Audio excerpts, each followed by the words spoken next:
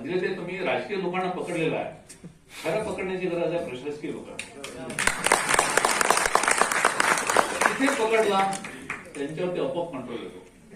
कारण या rules of business मध्ये instruments of government shall be signed only by bureaucracy.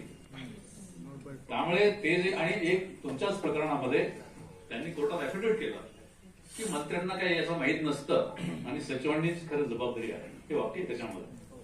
मग तिथे आहे तर मग सगळीकडेच पाहिजे ना जबाबदारी. ही जबाबदारी जी आहे त्यामुळे ब्युरोक्रेसीला जोपर्यंत आपण कंट्रोल करत नाही तोपर्यंत मला वाटतं की ही पॉलिटिकल नेक्सस जे आहे ते अजून स्ट्रॉंग होत जाईल. So we must control bureaucracy through instruments like RTI. आता हे म्हणजे की आजचं नाही, मी 1998 सांगतोय.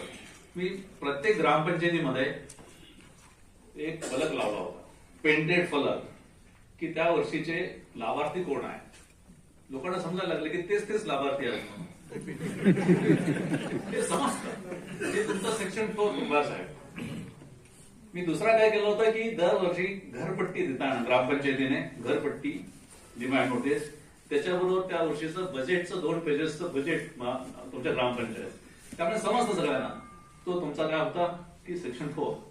त्यानंतर तुमच्या ह्याच्यामध्ये पोस्टर लावले होते की जन्माचा दाखला किती दिवसात मिळेल, मृत्यूचा दाखला किती दिवसात मिळेल, असं सगळं.